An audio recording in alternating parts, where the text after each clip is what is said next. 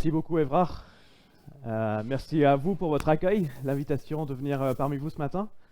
C'est une grande joie, j'étais là il y a 2 ans je crois, quand vous étiez encore à l'église de Champs. Les après-midi, vous étiez un peu en vadrouille à l'époque. Donc c'est une joie de vous revoir présent à Chelles même.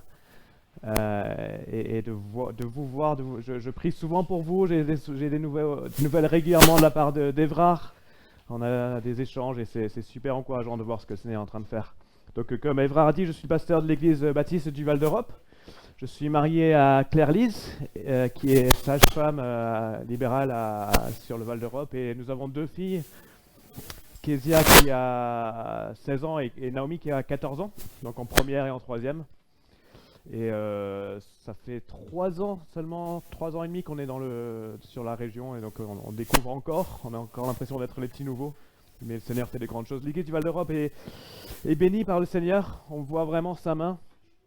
Des personnes viennent, qui découvrent l'évangile. On a eu 5 baptêmes au début de ce mois, et c'est toujours une grande joie, comme vous avez eu aussi, et des baptêmes, de voir, d'entendre comment le Seigneur transforme les vies des uns et des autres. On a un grand défi devant nous. Actuellement, on loue le local qu'on utilise à Bailly-Romainvilliers, dans le Val d'Europe, et la location de ce bâtiment draine beaucoup de ressources sur notre budget annuel, et donc nous avons comme projet de pouvoir acheter ce bâtiment pour pouvoir libérer des fonds, pour pouvoir mieux utiliser notre argent pour l'évangile. Donc ça, c'est notre grande prière. Aujourd'hui même, c'est un dimanche de collecte au niveau de l'église du Val d'Europe pour que les gens s'engagent à contribuer, à participer à ce projet. C'est un défi qui nous semble bien au-delà de nos moyens, mais nous avons un Dieu qui est bien plus grand que tout ce que nous pouvons même imaginer. Et donc nous lui faisons confiance. Sa volonté va s'accomplir. Et donc nous avançons par la foi, en attendant de voir comment il dirige les choses. Donc si vous pouvez prier avec nous pour cela, ce serait un grand sujet de prière pour nous, d'avoir la sagesse aussi de comment gérer cela. Nous ne voulons pas que le bâtiment devienne quelque chose, une idole, quelque chose qui devienne la centralité de ce que nous faisons. Nous sommes là pour pouvoir annoncer l'évangile aux gens du Val d'Europe, comme vous êtes là pour annoncer l'évangile aux gens de Chelles. Et c'est notre priorité. Nous voulons que cela reste notre priorité, que le bâtiment que nous avons puisse nous aider dans cela. Et dans cette optique-là, je suis aussi très conscient de votre besoin à vous depuis que vous êtes sans bâtiment, et nous continuons de prier pour vous aussi dans ce sens, que Dieu ouvre des portes et qu'il pourvoie à cela. Quelle joie d'être partenaire pour l'évangile. Souvent j'écris à Évrard et je mets hashtag partenaire pour l'évangile, parce que c'est vraiment une joie de voir qu'on a le même Dieu, le même Sauveur, le même évangile, la même passion de voir des gens qui sont dans le royaume des ténèbres sauvés par Jésus-Christ pour venir dans le royaume de la lumière. Et je suis reconnaissant d'être là avec vous ce matin. Vous avez commencé la semaine dernière, je crois, une nouvelle série de prédications dans Genèse. Je suis en train de casser tout le matériel. Je pense que ça va. Excusez-moi, je m'installe.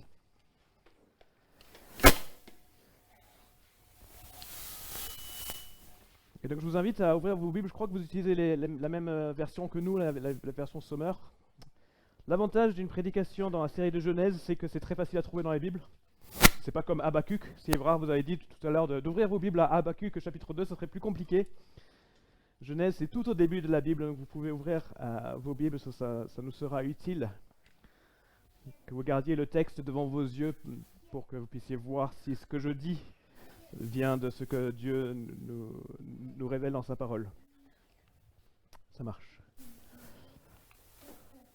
Avant de commencer, je voudrais que vous réfléchissiez à cette citation qu'on trouve tout au début de la Déclaration des droits de l'homme et du citoyen. Les hommes naissent et demeurent libres et égaux en droit. On aime bien cette idée. On y adhère, on est français, avec les valeurs républicaines. On adhère à cela. Les hommes naissent et demeurent libres et égaux en droit. La Déclaration universelle des droits de l'homme va encore plus loin. tous les êtres naissent libres et égaux en dignité et en droit. Ils sont doués de raison et de conscience et doivent agir les uns envers les autres dans un esprit de fraternité. On est d'accord? Je pense qu'il n'y a personne dans le monde qui dirait non, ce n'est pas vrai. Est-ce que nous le croyons? Mais ma question, c'est sur quelle base est-ce que nous pouvons affirmer ces choses-là? Pourquoi est-ce que je dois me comporter dans un esprit de fraternité envers mon prochain? Pourquoi nous, en tant qu'êtres humains, nous avons des droits qui sont différents des droits des animaux, des chimpanzés? Sur quoi repose cette idée? En ce moment, il y a des grands débats au niveau de l'Assemblée nationale sur la vie, sur la conception de la vie jusqu'à la fin de notre vie. Ce sont des débats importants, ce sont des débats qui vont souvent à l'encontre de ce que la Bible nous dit. Ces deux questions par rapport à l'IVG et de l'inscrire dans les droits constitutionnels de la France. Mais j'ai une question par rapport au diapo qu'on a vu précédemment. Pourquoi les bébés qui ne sont pas encore nés ne sont pas égaux dans la dignité, dans les droits? Sur quoi est fondée notre valeur de la vie? Comment est-ce qu'on va se positionner par rapport aux choses, aux personnes qui ont de la valeur qui ne l'ont pas? Et donc on arrive à la fin de vie. À quel moment est-ce qu'on décide que la vie d'une personne n'a plus de valeur et donc on va la lui retirer? Et je conçois que ce sont des discussions très très complexes. Et je ne veux pas les simplifier. Parce qu'il y a une souffrance réelle qui sont associées à ces deux extrêmes. Il y a des personnes dans des situations très complexes, très difficiles. Mais nous avons besoin de réfléchir à où est-ce qu'on met le curseur, comment est-ce qu'on décide de la valeur de la vie. Et donc c'est un privilège pour vous de revenir à Genèse. C'est des récits, je suis sûr que nombreux d'entre vous, vous les connaissez bien, vous les avez appris à l'école du dimanche quand vous étiez petits. Mais c'est essentiel de revenir, je pense que c'est pour ça que les anciens de l'Église, pourquoi Évrard a voulu revenir là-dessus. C'est essentiel de revenir au fondement, au début, de comment Dieu a imaginé les choses, comment Dieu a créé le monde, comment il a instauré les choses tout au début pour pouvoir savoir comment nous devons vivre aujourd'hui. Donc c'est un privilège de commencer, de voir Dieu, de le remettre au centre, pour que nos esprits, pour que notre vision du monde soit reformatée. Je suis de plus en plus convaincu que chaque dimanche, j'ai besoin que mon esprit soit recalibré à la parole de Dieu, soit recalibré à ce que Dieu veut pour ma vie et comment Dieu voit les choses. Je suis tellement influencé par ce que je vois autour de moi, les choses que même sans m'en rendre compte, passivement je consomme et ça me calibre d'une certaine façon. Et donc c'est le privilège que nous avons chaque dimanche de pouvoir nous arrêter, nous à l'église du Val d'Europe, ici à Chelles, de revenir à la parole de Dieu pour que nos esprits soient recalibrés dans la vision du monde de Dieu pour notre monde. Et donc je vais prier dans ce sens-là.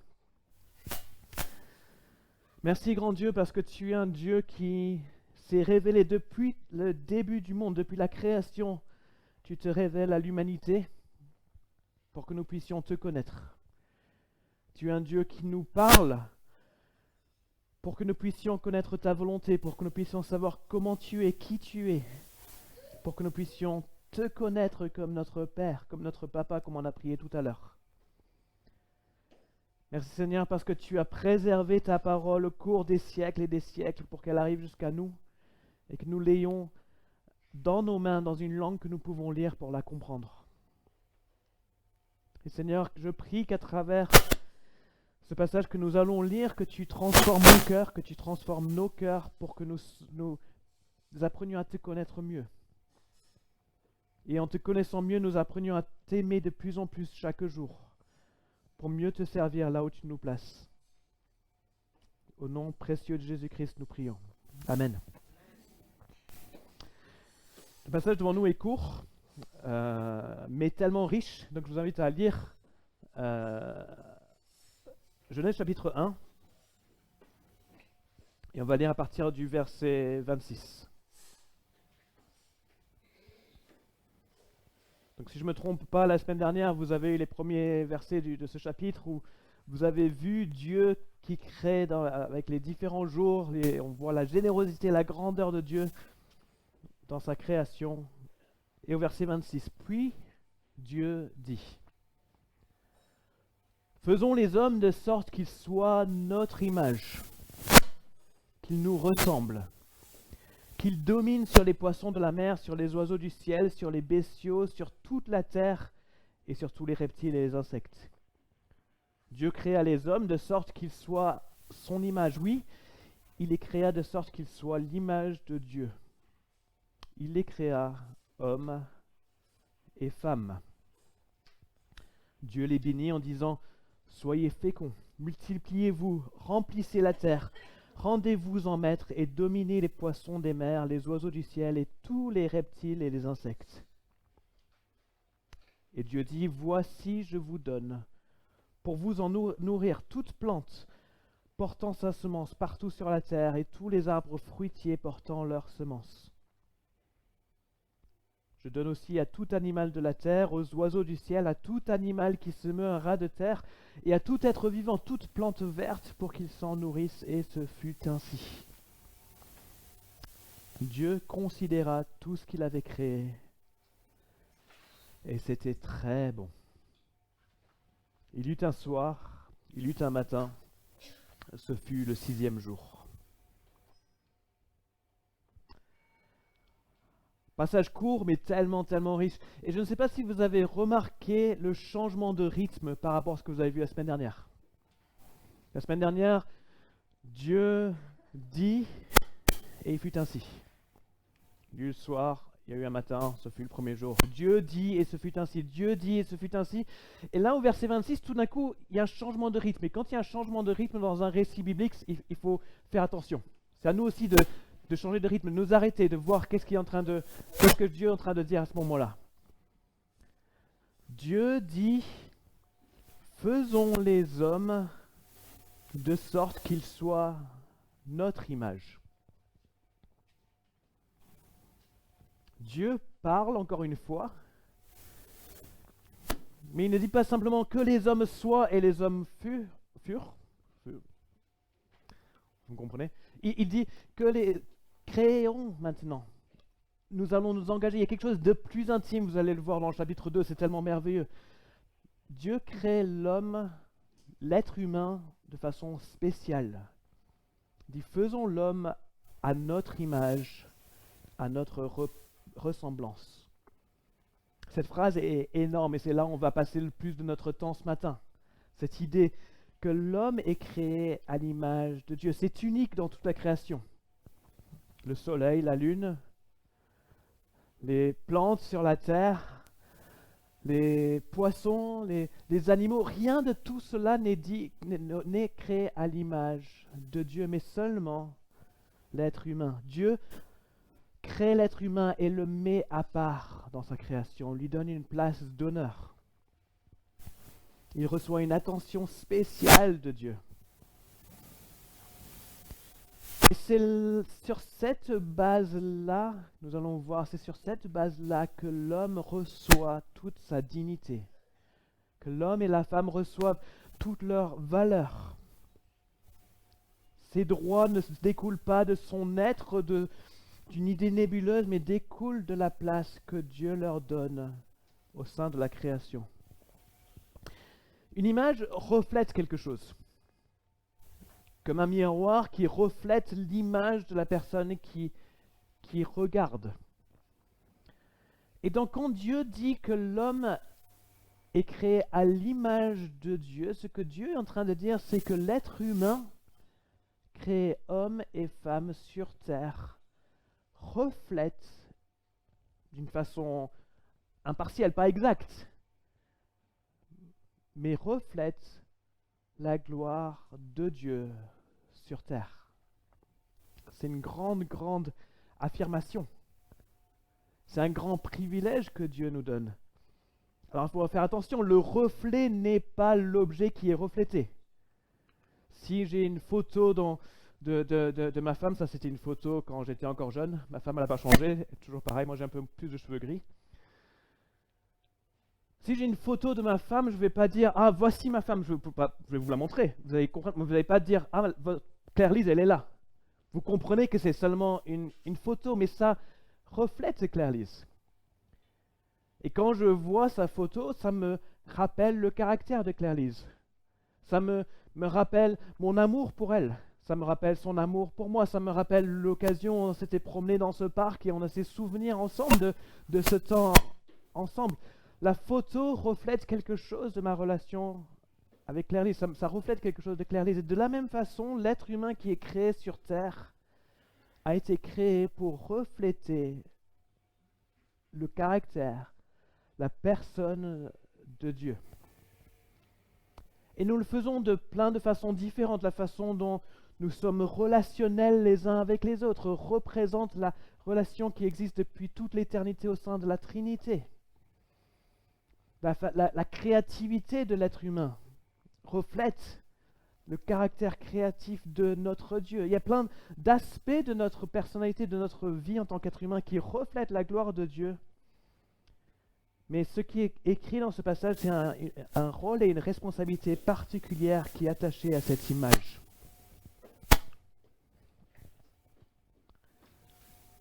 Au verset 26, Dieu dit « Faisons les hommes de sorte qu'ils soient notre image, qu'ils nous ressemblent. » Et comment est-ce qu'ils doivent le faire?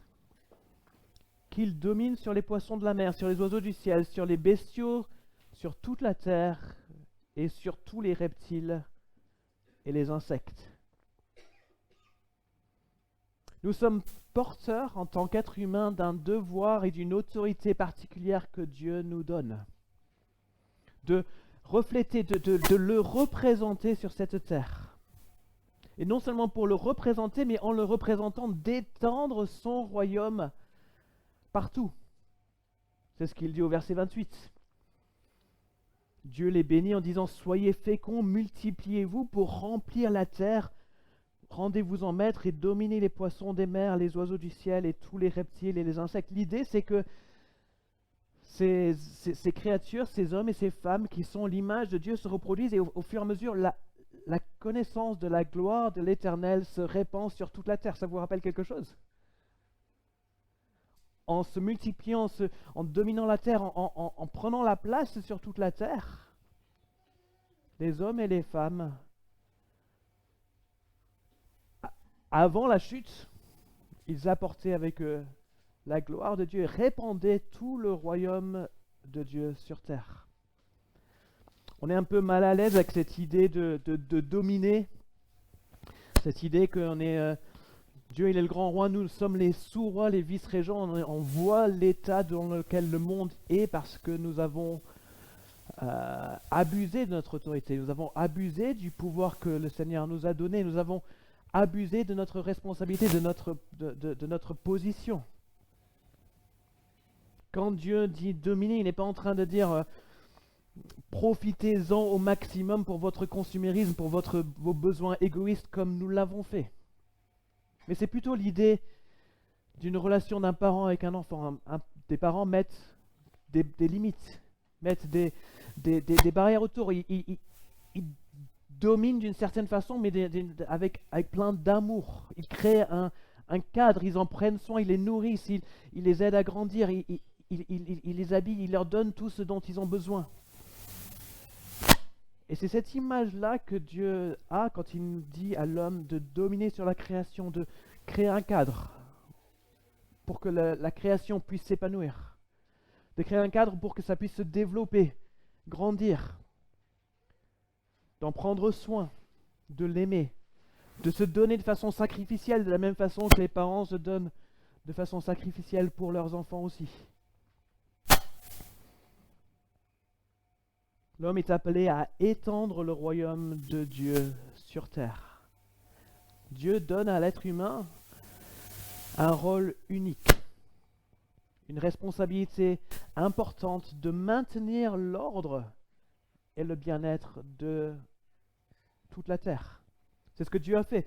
Dieu, vous l'avez vu la semaine dernière, du chaos qu'il y avait au début, il a créé l'ordre, il a tout rétabli. Il a pris soin, il a mis en place toute sa création et maintenant il dit à l'homme, continuez mon travail.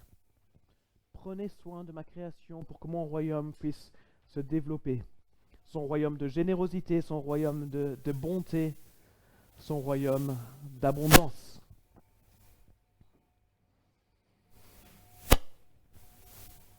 Malheureusement, vous allez le voir au chapitre 3, on a corrompu tout cela, mais restons déjà avec cette image merveilleuse que Dieu nous donne, cette responsabilité que Dieu nous donne. Et avec cette responsabilité, Dieu nous unique, que rien d'autre dans la création a. Quand Moïse, qui a écrit le livre de Genèse, je le crois, quand il a écrit ces choses-là, l'image de Dieu, c'était un concept bien connu à l'époque. Chez les Mésopotamiens, chez ils créaient des images pour représenter leur roi, des idoles pour représenter leur Dieu, pardon. Ils avaient ce concept d'un représentant de leur Dieu. Pour les Égyptiens, c'était les pharaons. Les pharaons, ils avaient cette place d'honneur où ils étaient comme des mini-dieux sur terre. Mais ce qui est choquant dans le récit de Genèse, c'est que Moïse n'est pas en train de dire, Dieu n'est pas en train de dire, ce sont les hommes importants, les riches, ceux qui ont le privilège, qui sont créés à mon image, mais chaque être humain, homme, femme, petit, grand, chaque être humain est porteur de cette image de Dieu. Tous sont créés à l'image de Dieu. Tout être humain, sans distinction, détient cette qualité. Et c'est cela qui lui donne de la valeur. Une valeur exceptionnelle. C'est sur cette base-là et sur aucune autre base qu'on peut déclarer les droits de l'homme qu'on a vu tout au début. Notre valeur est intrinsèque à notre humanité parce qu'elle est donnée par Dieu lui-même. C'est lui qui nous donne cette valeur. Et ça c'est important, ce ne sont pas nos accomplissements. Ce n'est pas parce que j'ai un bon boulot que j'ai une valeur. Ce n'est pas parce que je contribue à la société d'une certaine façon que j'ai de la valeur. Ce n'est pas parce que j'ai un compte en banque bien rempli que j'ai une certaine valeur. Ce n'est pas parce que j'appartiens à une classe sociale ou une culture que j'ai une certaine valeur. Ce n'est pas parce que j'ai une grande popularité sur TikTok que j'ai de la valeur. Ce ne sont pas simplement les personnes considérées comme importantes, mais chacun d'entre nous, chacun d'entre vous, nous sommes créés à l'image de Dieu.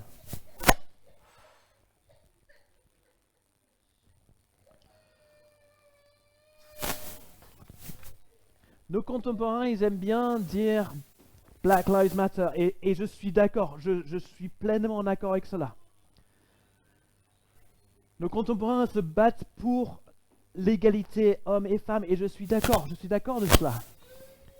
Mais la question que je voudrais poser à mes contemporains et à personnes autour de moi, c'est sur quelle base est-ce que vous pouvez affirmer cela? Pourquoi avons-nous plus de droits qu'un cochon? Qu'un autre animal? Si on rejette cette vérité biblique, et tellement de gens la rejettent,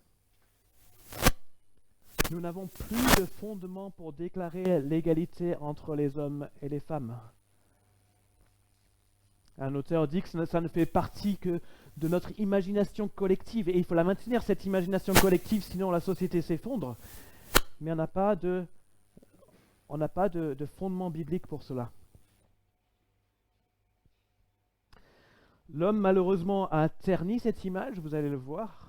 Nous l'avons corrompu par notre péché, mais Dieu nous aime tellement, nous donne tellement de valeur à ses yeux, et on va le voir tout à l'heure. C'est pour cela qu'il est venu lui-même pour restaurer cette image. Excusez-moi, je me suis perdu. On va revenir à cela tout à l'heure. Mais si on revient à cette idée, sur quelle base est-ce qu'on va pouvoir dire cela? Monsieur Harari, c'est un athée bien convaincu. Je ne sais pas si vous avez lu ce livre, assez intéressant. Athée bien convaincu sur des fondements biologiques, évolutionnaires, etc. Et il pousse vraiment à sa conséquence logique la réflexion de l'humanisme.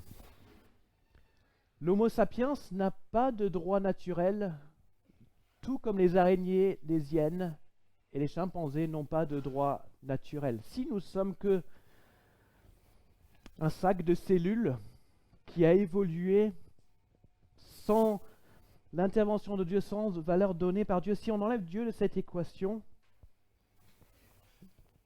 on n'a pas de valeur intrinsèque. On n'a pas de droit. Et les conséquences de cette idée sont très graves. Parce que si on les pousse à l'extrême, on arrive à des raisonnements tels que celui de Peter Singer. Peter Singer, c'est un professeur philosophe à l'université de Princeton, aux US. En rejetant Dieu, en rejetant vraiment les fondements créationnels, il cherche la qualité qui nous donne de la valeur en tant que personne. Et je cite un livre de Rebecca McLaughlin. Elle écrit ceci, elle dit « Singer est confronté au fait que l'athéisme ne justifie pas une distinction entre les humains et les autres animaux. Ainsi, plutôt que d'ancrer la valeur dans le fait que nous sommes humains, il soutient que les êtres, humains ou autres, devraient être évalués en fonction de leurs capacités. » Et c'est là, si on tire le fil, on voit le danger de cette réflexion. Selon Singer, un bébé d'une semaine n'est pas un être relationnel et conscient de lui-même.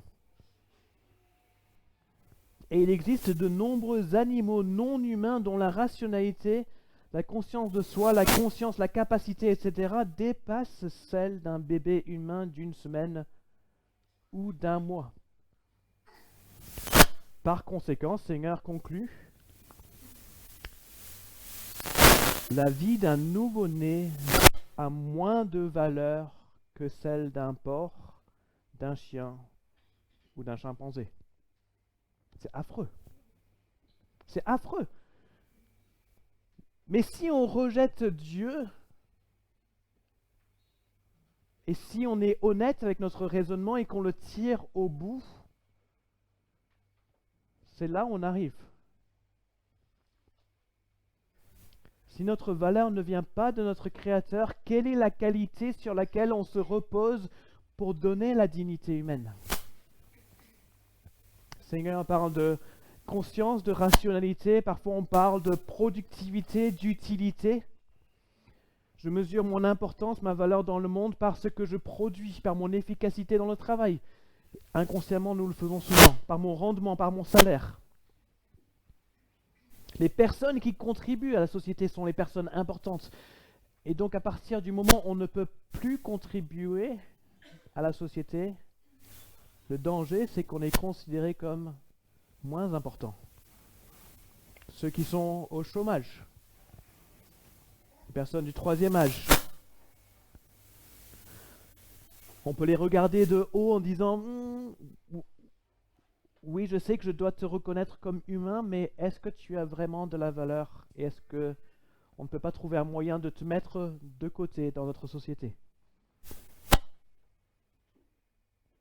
Mais Dieu nous apporte une autre vision du monde.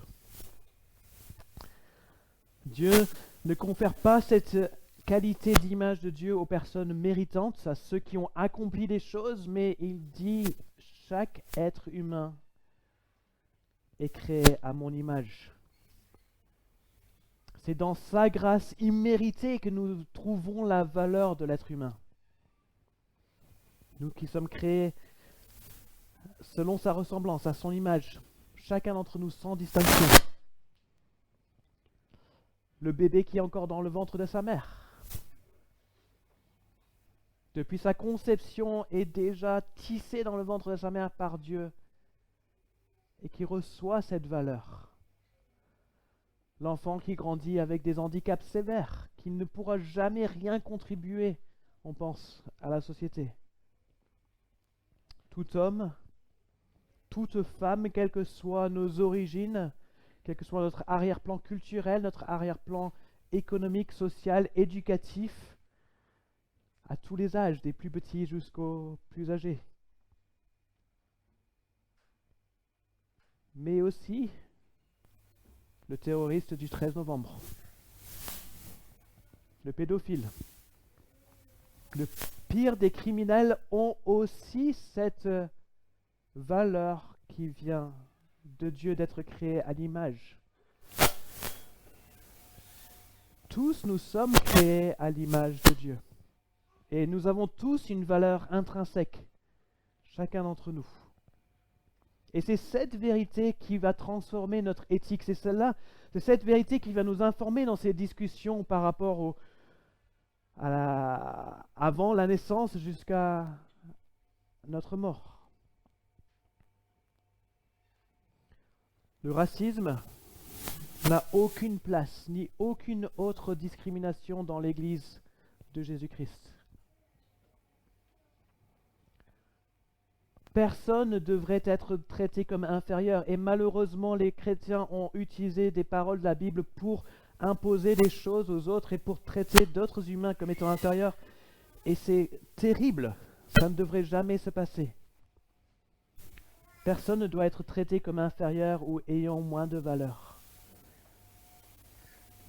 Cette vérité transforme notre vision de la valeur de la vie en général, mais aussi nos attitudes envers les personnes autour de nous au quotidien, que ce soit nos voisins, nos amis, mais aussi les gens qui peut-être nous font du mal. Comment est-ce que nous nous comportons envers notre boss qui nous impose des charges de travail injustes ou qui est injuste envers nous? Oui, on peut être en colère parce qu'il y a une injustice, oui, c'est normal, mais comment est-ce que nous nous comportons envers ce boss? Est-ce que nous reconnaissons qu'il a aussi une valeur parce qu'il est créé à l'image de Dieu? Jésus nous appelle à aimer nos ennemis. La seule façon que nous pouvons faire cela, c'est en reconnaissant la valeur que cette personne a aux yeux de Dieu.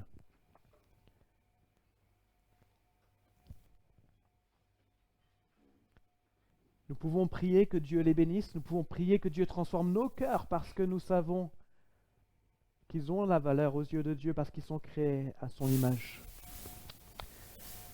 Mais attention, si on continue ce passage, cette idée d'égalité de valeur parce qu'on est créé à sa ressemblance, ça ne veut pas dire uniformité. Et trop souvent, on confond cela. Égalité, ça veut dire on est tous les mêmes. Mais dès le début, Dieu met des distinctions, des différences dans sa création. Il commence là avec les différences entre les hommes et les femmes. Lisons le verset 27. Dieu créa les hommes, l'être humain, de sorte qu'il soit son image. Oui, il les créa de sorte qu'il soit l'image de Dieu. Il aurait pu s'arrêter là. Mais il continue. Il les créa hommes et femmes. Dieu ne crée pas des êtres indéfinis. Il ne crée pas des êtres qui sont tous un peu pareils. Il ne fait pas des clones d'Adam. Mais il crée des êtres avec des corps, avec des différences physiques reconnaissables. Il crée l'être humain homme et l'être humain femme, avec nos corps physiques, des corps complémentaires, des personnes à valeur égale, parce que créées à l'image de Dieu, mais distinctes dans leur rôle, dans leur responsabilité, complémentaires. C'est en œuvrant ensemble, et seulement en étant ensemble, qu'ils peuvent se multiplier et remplir la terre de la connaissance de la gloire de l'Éternel. Notre corps genré, qui exprime notre sexe, notre corps a de la valeur. C'est en étant homme et femme que Dieu nous a créés, comme ça que Dieu nous a créés, c'est en étant homme et femme que nous reflétons l'image de Dieu. Nous avons besoin des uns des autres, comme vous allez le voir au chapitre 2. Nous ne pouvons pas simplement nier cette vérité et dire ce n'est pas important, qu'on peut tout amalgamer, que nos corps physiques ne sont plus importants. Ce qui est important, c'est ce que nous ressentons, notre ressenti. Dieu nous a créés, hommes et femmes. Malheureusement, suite à la chute, tout aspect de notre humanité est corrompu par le péché et cela comprend aussi notre conception de notre corps. Maintenant, au lieu de refléter comme à travers un miroir, nous reflétons comme un miroir brisé. Les inégalités deviennent dans notre conception de l'humanité. Les hommes qui, depuis des générations, ont dominé sur les femmes. Mais nous nions aussi comment Dieu nous a créés dans notre valeur unique. Avec cette souffrance qui vient de Genèse 3, il y a aussi cette corruption de comment nous nous voyons et des personnes qui sont dans des souffrances extrêmes parce qu'ils ne comprennent plus ce que ça veut dire d'être un homme ou d'être une femme. Notre société a imposé des valeurs, des normes de masculinité, de féminité qui ne correspondent pas à ce que la Bible nous révèle. Et cela nous perturbe. Et cela perturbe beaucoup la pensée des gens autour de nous. Et c'est cela qui cause une réelle souffrance par rapport à notre conception de notre corps et de notre genre. Mais Dieu dit que nous sommes créés hommes, que nous sommes créés femmes. Et c'est en étant femmes et hommes que nous reflétons l'image de Dieu. Mais Dieu sait qu'il y a cette souffrance. Dieu sait que le monde n'est plus comme il était. Dieu sait que nous reflétons son image comme à travers un miroir brisé. Il n'a pas voulu nous laisser dans cet état-là. C'est pour ça que lui-même, il est descendu sur terre. Lui, comme on l'a lu tout à l'heure, qui est le reflet parfait de Dieu en Jésus-Christ.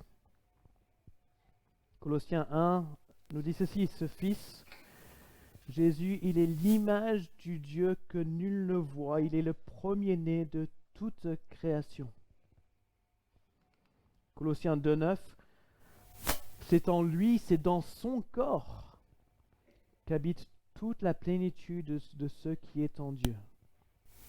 Jésus est l'image parfaite de Dieu. Jésus est l'homme parfait, créé à l'image de Dieu. Et Jésus vient sur cette terre et il paie le prix à la croix pour restaurer en nous l'image parfaite de Dieu. Pour que nous puissions refléter maintenant de façon encore d'une meilleure façon, pour qu'il puisse restaurer notre vraie humanité. Il accomplit cela par le pardon qu'il opère à la croix.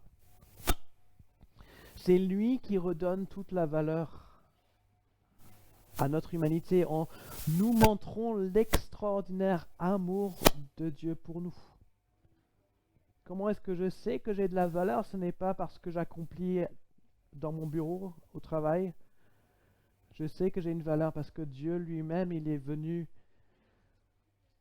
l'image parfaite de Dieu, pour mourir sur la croix pour moi. Ça, c'est ce qui me donne de la valeur aujourd'hui. Maintenant, nous et vous le reflétez ici à Chelles, nous sommes l'image de Dieu restaurée en Jésus-Christ. Et par lui, par Jésus-Christ, maintenant nous voulons remplir la terre, mais on a un nouveau mandat. Notre nouveau mandat, Jésus nous appelle à aller sur toute la terre, de faire des disciples de toutes les nations, de les baptiser au nom du Père, du Fils et du Saint-Esprit et de les enseigner à suivre ses commandements. Alors que vous, ici à Chelles, vous cherchez à être les témoins de Jésus-Christ, alors que vous cherchez à atteindre les Chellois peut-être par une autre implantation, par d'autres projets, vous cherchez à étendre le royaume de Dieu comme Dieu nous l'a commandé dans ce chapitre, dans Genèse 1. Alors que nous soutenons des œuvres plus loin, je sais que vous avez aussi des missionnaires que vous soutenez plus loin, nous entrons dans cette vision de voir la connaissance de la gloire de Dieu se répandre sur toute la terre. Alors qu'on partage la bonne nouvelle, nous vivons la réalité d'être créés à l'image de Dieu, d'être restaurés par Jésus-Christ. Et juste pour finir, Dieu nous donne tout ce dont on a besoin pour accomplir cela. Si on relit les versets 29 et 31, et Dieu dit, « Voici, je vous donne pour vous en nourriture », donc il parle à l'homme et à la femme, « toute plante portant semence partout sur la terre et tous les arbres fruitiers portant leurs semences. Je donne aussi à tout animal de la terre, aux oiseaux du ciel, à tout animal qui se meurt, ras de terre et à tout être vivant, toute plante verte pour qu'ils s'en nourrissent. » Et ce fut ainsi. Dieu considéra tout ce qu'il avait créé et c'était très bon. Ce chapitre fini revient à Dieu. On le voit encore une fois dans toute sa générosité, dans son abondance qu'il donne à l'être humain. Il ne met pas l'homme sur terre en disant « C'est bon, j'ai tout créé, maintenant débrouille-toi. Tu sais ce qu'il faut faire, vas-y, accomplis tout cela. » Non, il dit « Vas-y. Et en allant, en te répandant sur toute la terre, sache que je suis avec toi. Je te donne tout ce dont tu as besoin. Je te donne cette nourriture. Je te donne ce que toi tu as besoin pour accomplir la tâche que je te donne. Je suis toujours et je resterai toujours, Dieu dit, je suis le Créateur et je suis le souverain, je suis l'unique. Votre rôle à vous, c'est simplement de me représenter sur terre. Dieu pourvoit avec abondance, il y a tout le nécessaire dont nous avons besoin. À la fin de ce chapitre, on est au point culminant de la création, l'homme et la femme, créés à l'image de Dieu, égaux en valeur, complémentaires en action, en rôle. Dieu voit tout cela, il voit tout ce qu'il a fait, il le contemple, il s'arrête. J'imagine un petit soupir de satisfaction. Hein. C'est très bon. Restons avec cette image parce que ça va dégringoler à partir de là, mais quelle joie de savoir que Dieu nous a créés pour être à son image, il nous donne cette valeur tellement importante pour que nous puissions le servir et répandre la connaissance de sa gloire partout. Prions ensemble. Merci grand Dieu. Merci parce que tu es un Dieu généreux, un Dieu d'abondance. On le voit dans ce passage, on le voit dans tout ce récit de création. Tu n'es pas un Dieu qui retient tes bénédictions, mais tu es un Dieu qui les déverse sur toute la planète. Et tu l'as fait en créant l'homme et la femme. Tu les as mis sur terre avec cette responsabilité de te représenter. Seigneur, comme on a dit tout à l'heure, nous te demandons pardon parce que nous l'avons mal fait. Parce que nous avons tellement corrompu cette image qu'au lieu de te refléter toi, nous avons voulu simplement nous refléter nous mettre à la place de toi dans ce miroir. Et on voit les dégâts que cela cause dans nos relations, dans nos attitudes envers les uns les autres et dans la valeur qu'on veut donner à l'autre, à notre prochain. Merci pour Jésus qui vient restaurer la beauté de ta création, qui vient nous remettre à notre place, qui vient restaurer notre valeur, qui nous rappelle, qui nous montre de façon pratique et concrète ton amour extraordinaire envers nous. Seigneur, je prie qu'à travers cela, tu nous transformes pour que nous puissions maintenant nous-mêmes refléter ton royaume, ta bonté, ta générosité, ton amour autour de nous.